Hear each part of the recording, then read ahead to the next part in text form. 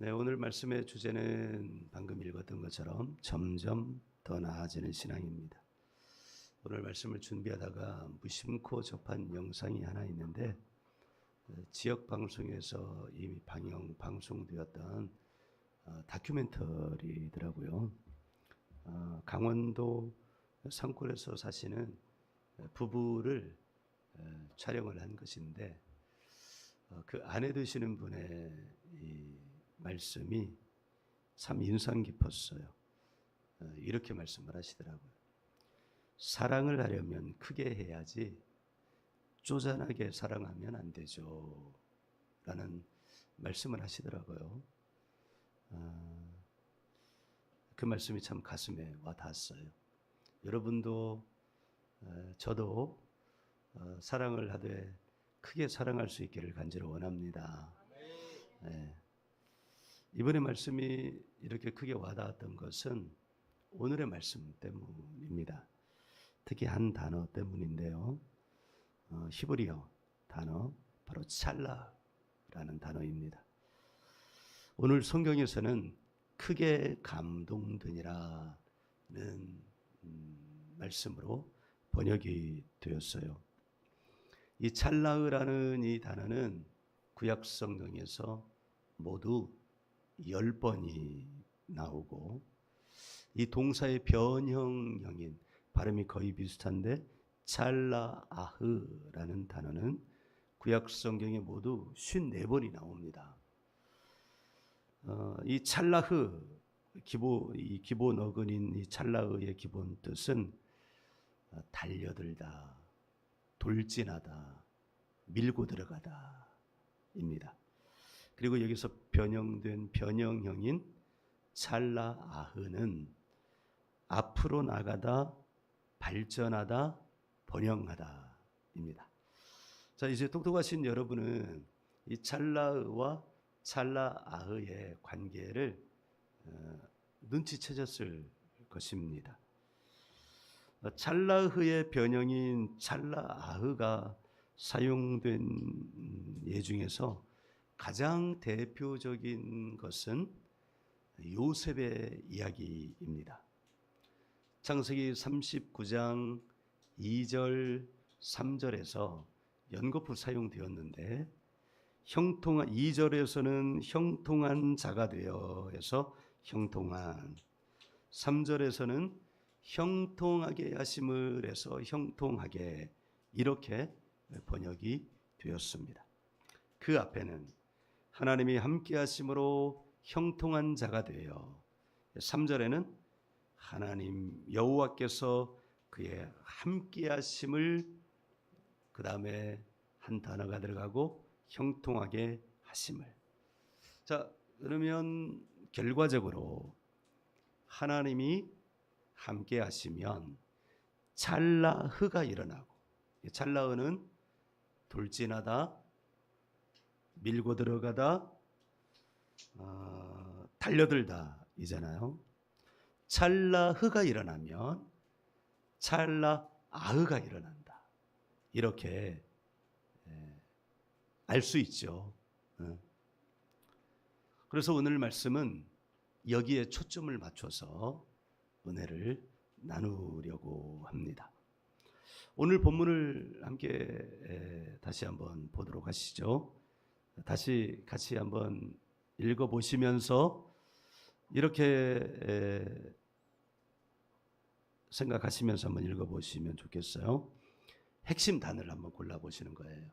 핵심 단어를 체크하시면서 16장 13절 오늘의 말씀을 함께 읽겠습니다. 사무엘이 기름불병을 가져다가 그의 형제 중에서 그에게 부었더니 이날 이후로 다윗이 여호와의 영에게 크게 감동되니라. 사무엘이 떠나서 라마로 가니라. 아멘. 자, 이제 여러분이 한번 체크해 보신 것을 다시 한번 보십시오. 여러분은 어떤 단어들이 핵심 단어로 다가왔을까요? 네. 그리고 그 단어들을 한번 연결해서 잠깐 말씀을 묵상해 보시죠. 연구해 보시죠.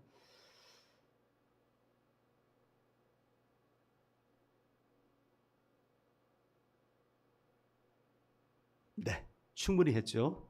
예. 저는 여기서 이렇게 핵심 단어를 골라냈습니다. 기름 불병 부었더니 여호와의 영 크게 감동. 즉 사무엘은 하나님의 명령을 받아서 다윗에게 기름을 붓습니다. 구약 시대에는 제사장에게, 왕에게, 선지자에게 기름을 부어서 그가 왕이 된 것을, 제사장이 된 것을, 선지자가 된 것을 나타내고 증거하였습니다. 그런데 여러분, 여기 이 말씀에서 우리가 알아야 할 것이 있습니다. 그렇게 왕에게 기름을 부을 때, 제사장에게 기름을 부을 때, 선지자에게 기름을 부을 때 단지 외적인 행위로서 기름만 부어지는 것이 아니라 그렇게 기름이 부어질 때 무엇도 함께 임한다는 거예요. 하나님의 영이 같이 임한다는 거예요. 그러니까 기름을 붓는다는 행위는 단순한 종교적 의식이 그치는 것이 아니라 그 의식을 통해서 살아계신 하나님의 영이 나타나고 풀어지고 뿐만 아니라 심지어 다윗 같은 경우는 어떻게 된다는 거예요? 찰나. 풀어지는 것보다 돌진하고 밀고 들어오고 앞으로 나가는 것은 더 강한 힘이 있다는 것을 말하는 거죠. 그러니까 즉 능력이 임한다는 것을 말하는 것이죠. 사무엘이 하나님의 명령을 받아 다윗에게 기름을 붓고 다윗에게 기름을 붓자 여호와의 영이 임하고 여호와의 영이 임하자 다윗이 크게 감동되었습니다. 여기서 사용된 단어가 바로 찰나입니다.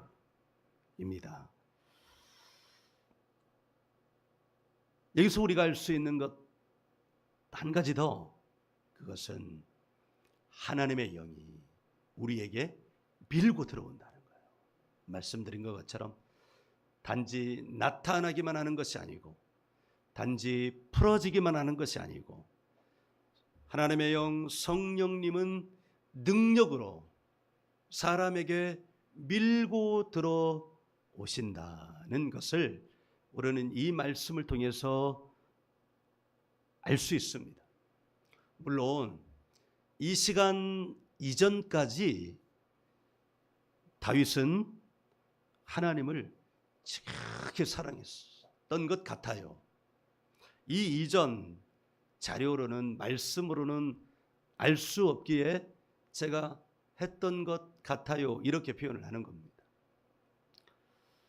그 앞에서, 하나님 앞에서 신실하게 살고자 했던 것 같아요. 누구처럼? 바로 여러분들처럼요. 성도들처럼요. 사실 교회에 나와서 주일마다 또 수요일마다 금요일마다 매 새벽마다 하나님을 섬기는 일은 그렇게 쉬운 일이 아닙니다. 매우 어려운 일입니다. 자기의 육체를 극복해야 되고 자기의 생각을 뛰어넘어야 되고 자기의 시간을 쪼개야 되고 자기 물질을 들여야 하는 일이기 때문입니다. 그러니 주일을 섬기고 새벽을 섬기고 수요일을 금요일을 섬기는 성도들은 그 모습을 어찌 하나님을 사랑하지 않는다, 어찌 형식적이라, 어찌 신실하지 않다, 이렇게 재단할 수 있겠어요? 결코 그럴 수 없는 것이죠. 여기 이 다윗도 비록 어리지만 지금 여기 등장한 다윗은 소년이라고 표현합니다. 소년이라고 표현한 이 히브리어 단어는 10대 소년을 지칭할 때 표현하는 단어입니다. 그러니까 아무리 나이를 많이 먹었어도 19, 우린 19의 사람을 청년이라고 말하지 않아요. 그때까지도 청소년 이렇게 말하죠. 그런데 어떻게 그렇게 유추할 수 있을까요? 17장에 나와 있는 다윗의 고백 때문입니다. 다윗이 전장에 형들을 위하여 양식을 전달하는 아버지 심부름을 갔다가 거기서 골리앗이 이스라엘 군대를 완전히 압도하고 있는 장면을 보면서 그 안에 분노가 일어났습니다. 그것을 우리는 보통 거룩한 분노라고 말합니다. 하나님의 마음이 그 안에 전달되어서 하나님의 이름을 모욕하고 망령되게 무시하고 부르는 골리앗을 보면서 그 안에서 거룩한 분노가 일어납니다. 이미 그에게 성령이 나타나 있다는 것을 말하는 거예요. 성령이 아니시고는 그런 거룩한 분노를 가질 수 없기 때문입니다. 그는 거기서 이렇게 말합니다. 내가 아버지의 양을 지킬 때 사자도 공격하고 곰도 공격했다. 그런데 내가 나가서 그 사자도 물리치고 곰도 물리쳤는데 다 하나님께서 해주신 것이다. 이 말은 그가 지금 여기서 기름 부음을 받기 전에도, 하나님의 영이 밀고 들어가기 전에도 다윗은 믿음을 신실하게 지켰다는 것을 말하는 거예요. 그런데 이 16장 13절 이 사건 이후로 다윗의 삶은 더 드라마틱하게 앞으로 나가게 됩니다. 그 대표적인 사건이 바로 골리앗과의 싸움입니다. 네, 여기 그려진 싸움, 이길 수 없는 싸움을 다윗과 골리앗의 싸움이라고 표현하고, 또 이길 수 없는 싸움인데 이긴 싸움을 다윗과 골리앗의 싸움이라고 많이들 비유합니다. 그만큼 이 싸움은 상대가 되지 않는 싸움입니다. 그런데 우리가 알다시피 다윗은 이 싸움을 승전으로 이끕니다. 그런데 우리는 이것을 다윗의 능력이라고만 말할 수는 없습니다. 왜냐하면 그렇게 다윗의 능력이라고만 말하면 억지를 쓰는 것과 마찬가지입니다. 왜냐하면 우리가 객관적으로 바라보는 객관성이라는 게 있잖아요. 여기 있는 우리 더 리즈너들이 예를 들어서 저하고 싸움을 붙었다고 그러면 객관적으로 볼 때 누가 이기겠어요? 네, 이기지 못해요, 저 친구들이. 그런데 어느 날 다른 어느 교회 목사님이 와가지고 아무개를 불러내서 아무개야 그래가지고 기름을 부었어요. 하나님이, 내가 기도하는데 하나님이 너에게 기름을 부으라고 했어. 그래서 내가 기름을 붓는 거야. 그런데 그때 하나님의 영이 크게 막 밀고 들어왔어요. 그리고 어쩌다가 저하고 싸움이 붙었어요. 그럴 때는 모르죠. 그런 예인 것입니다. 그러니까 특별한 상황이죠. 그리고 우리는 그 특별한 상황의 단서를 찾아야 되죠. 그리고 그 단서는 어디에서요? 16장에서 처음 등장하는데 아무리 샅샅이 뒤져봐도 그것을 가능케 했을 법한 사건이 없는 거예요. 단 하나. 그것은 바로 사무엘이 다윗에게 기름을 부은 사건 외에는 없는 거예요. 두 번째 단서는 거기에 사용된 단어가 찰나으라는 거예요. 하나님의 영이 다윗에게 밀고 들어간 바로 그 사건이 다윗에게 골리앗과의 싸움에 나아가는데 두려움이 없게 하고, 두 번째, 자기 이상의 능력이 나오게 되고, 세 번째, 사람들은 상상도 하지 못한 결과를 얻게 한다는 거예요. 여기서 우리는 알 수 있는 것은 사람에게 하나님의 영이 나타날 뿐만 아니라 풀어지고 밀고 들어가지면 그에게 나타나는 첫 번째 현상은 무엇이냐? 삶에 대한, 장애물에 대한 두려움이 사라진다는 것입니다. 바울 사도는 하나님의 놀라운 종이었습니다. 우리는 그의 전적을 알죠. 그는 하나님을 잘 믿게 했다면서 하나님의 아들인 예수를 핍박하는 일에 가장 앞장섰습니다. 그러던 그가 성령을 받았습니다.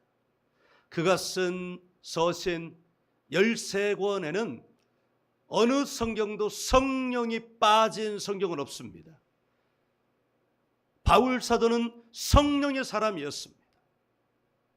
성령이 아니면 누구도 예수를 주라 하실 수 없다. 성령의 능력으로, 성령 안에서 각 사람에게 성령이 나타나심은 유익하게 하려 하심이라. 이와 같은 모든 서신에 성령의 능력이 오늘날 나를 이렇게 만들었다는 것을 나타내었습니다.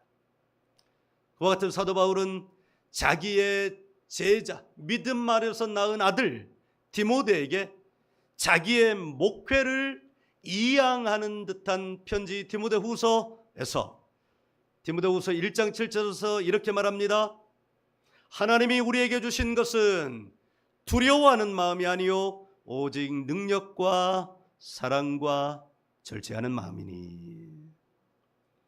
하나님이 우리 가운데 임하시면, 성령이 우리 가운데 나타나시고 풀어주시고 밀고 들어와 주시면, 잘라의해 주시면 그 사람에게 가장 먼저 일어나는 삶의 변화는 두려움이 사라지는 것을 여러분 알기를 간절히 바랍니다. 이렇게 성령이 임하셔서 이런 놀라운 일이 일어났다면 그 뒤부터 탄탄대로가 열려져야 될 것인데, 그런데 반전이 일어납니다. 고난이 찾아옵니다. 그것도 왕과의 관계에서 고난이 찾아옵니다. 다윗이 잘못한 건 없습니다. 잘못은 전적으로 왕에게 있었습니다. 성경은 말합니다. 그가 하나님을 떠나니 하나님의 영이 그에게서 나오고 악한 영이 그에게 들어갔다고 말합니다. 그러니까 이 싸움은, 사울과 다윗의 싸움은 왕과 신하, 왕과 어느 한 도피자라는 객관적인 실제적인 싸움이기도 하지만 그 배후에서 일어나는 싸움은 영의 싸움이라는 것을 우리는 알 수 있습니다. 이제 내일 모레 대통령 선거, 이미 사전 투표하신 분들도 계실 텐데 대통령 선거일이 내일 모레잖아요. 불행한 일입니다. 그런데 교회가 생각해야 할 것이 있습니다. 애써 눈 감고 교회 지도자들이라고 스스로 자처하는 사람들도 말하지 않고 애써 눈 감고 외면하는 사실 하나, 탄핵당한 대통령이 이미 오래전부터 주술에 물들어 있었고 무속에 물들어 있었고, 그리고 그 곁에 이단 사이비 종교가 있었다는 것은 말하지 않습니다. 그것은 아주 잘못된 것입니다. 그것은 성경을 믿지 않는 태도입니다. 기독교는 영의 세계를 말하고 영의 세계를 살아가는 사람들입니다. 하나님이 그렇게 살아가라고 우리 가운데 성령을 보내주셨습니다. 그런데 그것을 교회가 알면서도 말하지 않고 외면함으로 말미암아 우리에게 일어난 일은 국가적인 힘의 큰 손실이 우리 가운데 온 것이고, 5년을 가서 정상적인 투표를 해야 함에도 불구하고 그것이 당겨져서 온 국민이 나뉘어진 채로 이 선거를 해야 된다는 이런 사실, 우리는 반드시 기억해야 합니다. 객관적인 것은 정치인들의 싸움이지만 그 뒤에는 반드시 악한 영의 세계가 있다는 것을 우리는 기억해야 합니다. 우리는 종종 이런 얘기도 듣습니다. 어느 유수한 대기업에서 사원들을 공채할 때 마지막 최종 면접에서는 거기에 무속인이 낀다는 얘기도 심심치 않게 흘러들어옵니다. 기업이라고 하는 가장 객관적인 상황 속에서 사람들은 이렇게 영적 세계를 의지하여서 자기의 최종 결정을 의지합니다. 이것은 우리가 살고 있는 이 세계가 영적 세계와 무관하지 않다는 것을 말하고 있는 것입니다. 영을 말하면 어떤 사람은 심지어 교회에서도 어떤 사람은 그것을 아주 구시대적인 발상이라고 말합니다. 그런데 여러분, 성경은 엄중하게 말합니다. 성경은 우리가 살고 있는 것은 영의 세계라고 말합니다. 우리를 살리는 것은 영이요,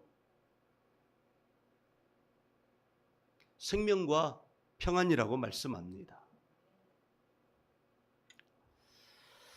여러분, 이쯤에서 성경에서 찰나의에 관한 예를 조금 더 시야를 한번 넓혀보기로 하죠.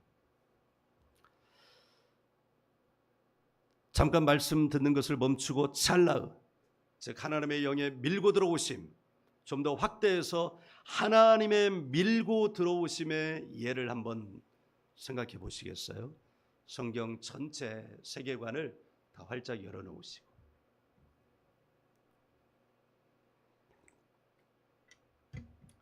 하나님의 찰나, 여러분 떠오르신 게 있어요? 네. 하나님이 세상에 찰나가셨어요. 밀고 들어오셨어요. 돌진하셨어요. 누구신가요? 예수님이요.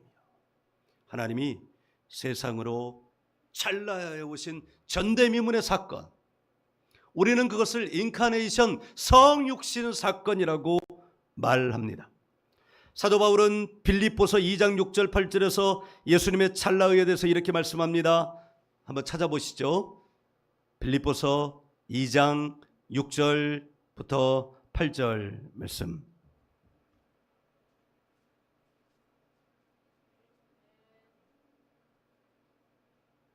찾으셨어요? 네, 찾으셨으면 아멘 한번 하시죠. 자, 우리 같이 읽어요. 시작. 그는 근본 하나님의 본체시나 하나님과 동등됨을 취할 것으로 여기지 아니하시고 오히려 자기를 비워 종의 형체를 가지사 사람들과 같이 되셨고 사람의 자기를 낮추시고 죽기까지 복종하셨으니 곧 십자가에 죽으심이라. 아멘. 이 말씀은 예수님이 세상에 찰나하셨다는 것을 잘 나타내 주고 있습니다. 예수님은 하나님이십니다. 그러나 그 자격을 스스로 누리지 않으셨습니다. 그리고 피조물의 모습으로 이 땅에 내려오셨습니다. 찰나하신 거예요. 밀고 들어오신 거예요. 찰나의 목적이요, 바로 십자가 죽음입니다. 십자가 죽음의 목적은 바로 저와 여러분을, 이 땅의 인간을 죄와 저주에서 구원하시기 위함입니다. 하나님의 영이 찰나하자 요셉의 삶도 드라마틱하게 전개가 되었습니다. 다윗의 삶도 드라마틱하게 전개가 되었습니다. 사실 예수님의 삶도 그보다 더 극적인 것은 없죠. 세상에 극적인 것이 뭐예요? 가장 극적인 것, 죽었는데 살아나는 거예요. 요셉이요, 바닥으로 떨어졌는데 일국의 총리가 된 거예요. 다윗이요, 도피자였는데 일국의 왕이 된 거예요. 우리는 여기서 하나님의 마음을 좀 알아야 하지 않을까요? 하나님이 우리에게 밀고 들어오기를 원하시는 까닭은 다름이 아니라 우리의 삶에 극적인 반전이 있게 하시기 위하여 우리에게 잘나어 하신다고 생각할 수는 없습니까? 하나님께서 우리의 인생을 더 아름답게 꽃피우게 하시기 위하여 우리 안에 들어오기를 원하신다는 것을 여러분 그렇게 생각하면 안 되겠습니까? 여러분 앞으로 우리가 살아갈 세상을 한번 예상을 해보면 우리가 이렇게 영으로 깨어있지 아니하면 영적 세계에서 우리는 무차별적으로 속수무책 이렇게 살아가는 것이 마땅하고 당연한 것이야 라는 이 일상적인 세계관 안에서 무차별적으로 속수무책으로 악한 영의 세계관 안에서 살아가면서 속고 살아가게 된다는 것이 그냥 눈에 보이지 않습니까? 우리는 그 전거를 바로 이 성경에서 볼 수 있지 않습니까? 다윗을 핍박했던 사울은 일국의 왕이었습니다. 가장 화려한 자리요, 가장 영광스러운 자리요, 가장 고귀한 자리요, 가장 아무것도 부족함 없는 자리입니다. 그런데 여러분 그에게 성령이 떠나고 악한 영이 들어가면서부터 그의 인생이 어떻게 됐는지 한번 바라보시죠. 그는 야료하는 사람이 되었습니다. 야료라는 말은 정신없이 떠들어대는 것을 말합니다. 우리는 정신없이 떠드는 사람을 향하면서 쟤는 정신이 똑바로 박혔구나 라고 이렇게 말하지 않습니다. 뭐라고 말합니까? 쟤는 제정신이 아니야.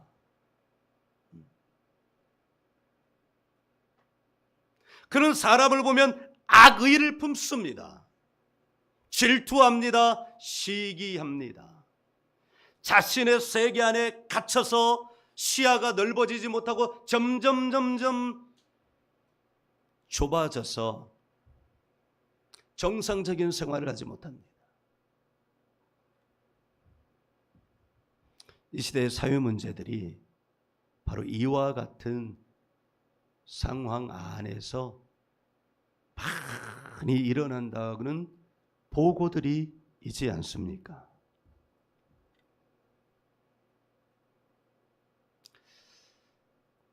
나는 우리 더리진 처치 성도들이 축복받은 사람들이라고 생각합니다. 평생을 살아도 발바닥에 물이 차는 발바닥 신앙으로 살아가는 사람이 있습니다. 성장해서 발등으로 무릎으로 허리로 가슴으로 머리끝까지로 성장해서 한 30년 교회 다니면 영적 세계의 고수가 되어야 되지 않습니까? 30년 신앙생활 했는데 영적 세계에 깜깜이라면 그거 문제 있는 거 아닙니까? 아닙니까? 여러분 믿음의 시야가 점점점 더 열려야 되는 줄 믿습니다. 점점 신앙이 나아져야 합니다. 그래서 신앙의 고수가 되어야 됩니다. 영적 세계를 간파해야 합니다. 목사가 간파한 것에 의하여 신앙생활하면 그 사람은 노예가 됩니다. 목사의 노예가 됩니다. 하나님이 목사를 세우신 것은 그렇게 하라고 세우신 것이 아닙니다. 성도들도 같이 목사와 함께 영적 세계를 다 확장해 나가야 돼요. 열어가야 되는 거예요. 뭐 성도들 가운데 목사보다 더 나은 영적 세계관을 가진 사람이 있어야 합니다. 다만 한 직책으로서의 목사의 신분을 가지고 있는 것이지, 하나님 앞에서 성도와 목사는 그 직임 안에서는 동일합니다. 그런데 언제까지 종 같은 신앙생활을 할 거예요? 언제까지 노예 같은 신앙생활을 할 거예요? 언제까지 능력 없는 신앙생활을 할 거예요?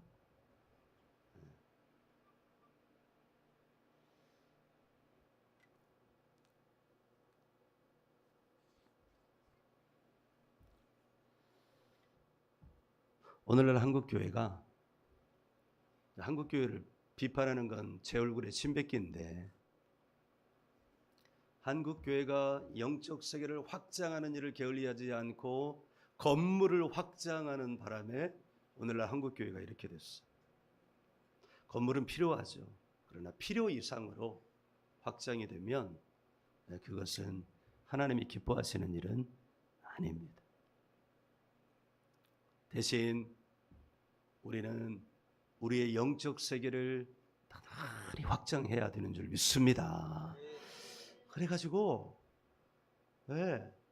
귀신 한 마리쯤은 너끈히 잡아채는 그런 능력자들이 되어야 되지 않겠습니까? 귀신 한 마리는커녕 귀신 반만 봐도 벌벌 떠는 그런 사람들 말고 한 마리쯤은, 우리 주님은 2,000마리도 대적했어요.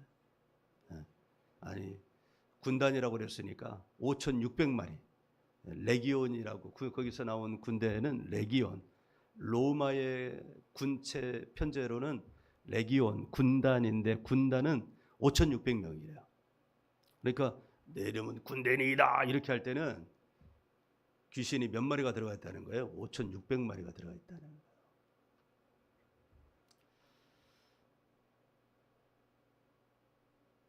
(21세기가) 되기 수십 년 전부터 미래학자들은 21세기는 영성의 시대라고 간파했습니다.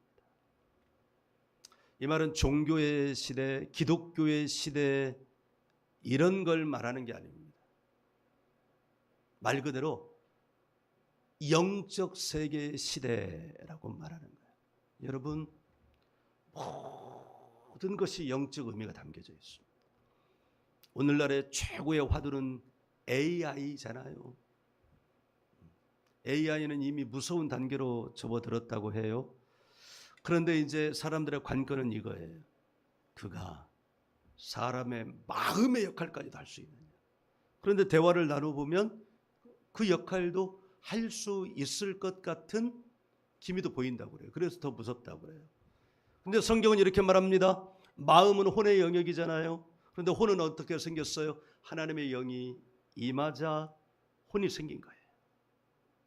그러니까 AI가 혼의 비슷한 기능은 할 수 있을지언정 영적인 역할은 할 수 없다. 결코 할 수 없다는 것을 말하는 것이죠. 그런데 우리는 이걸 알지 못하면 속아 넘어갑니다. AI를 통해서 영의 위로를 받을 수 있어, 마음의 위로를 받을 수 있어.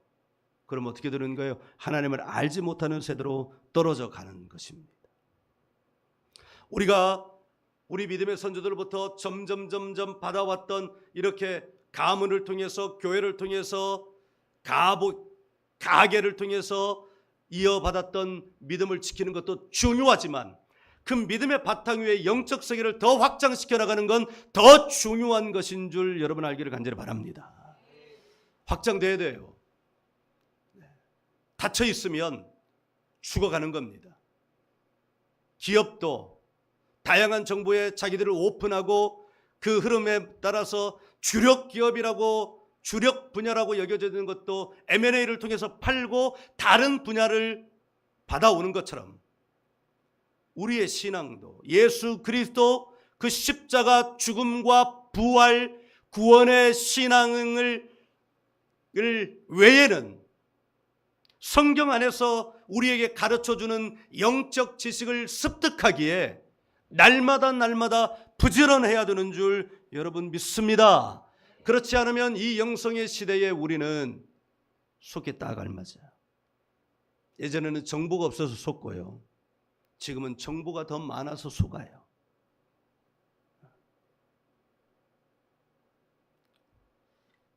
여러분의 신앙은 점점 더 나아지고 있습니까?